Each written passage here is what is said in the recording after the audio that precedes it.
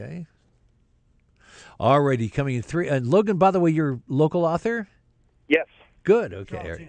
Charlatan. Very good. Coming in three, two, one. As the Obama administration says they're trying to do something about kids coming out of college with $80,000 worth of debt, there's a local charlatan who is also doing something. Debt U, as in university. Logan Abrams. What is the point that's the most obvious to you that many parents and young students don't see? Yeah, thanks for having me on. The point that I think parents and students don't see is that they need to educate their kids young, early, and often before they go on to college. And I think a lot of parents make the mistake of not including their child with a lot of the financial planning books, courses, and seminars that they take while the kids are in high school, and a lot of the decisions they make afterwards are going to affect their children's future, and a lot of times the kids just aren't involved. So getting the kids involved early with the education is something that I think is a huge point. I saw recently that the majority of college students who get a credit card before they graduate are in credit card debt by the time they do graduate, whether they have a job or not, and the parents are the ones who wind up bailing them out.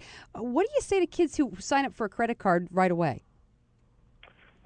Yeah, in Debt U, I talk a lot about students and credit cards, and it's not all bad. There is a very responsible way that everyone can use credit cards, including students, for a lot of things that come up in colleges. But again, I'd go back to the education. A lot of kids don't realize that credit cards are nothing more than short-term, high-interest loans. They're not cash. They're not a cash equivalent, regardless of all the ads that you see.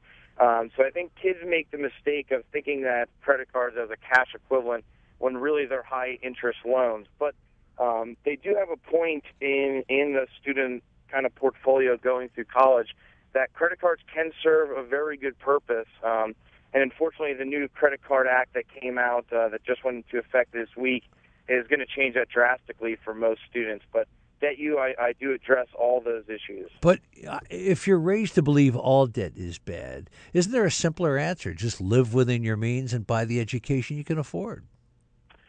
Sure, yeah, that's obviously the easiest thing. But a lot of times in high school and as kids are growing up, we focus on the dreams and aspirations, and go to college, you can be anything you want to be, and in those dreams and aspirations discussions, cost is never an issue. And as you said, living within your means includes also choosing a college that's not going to put you, as I call it, in Debt U for the rest of your life. Very good. We're stopped there. Logan made a good case for the book.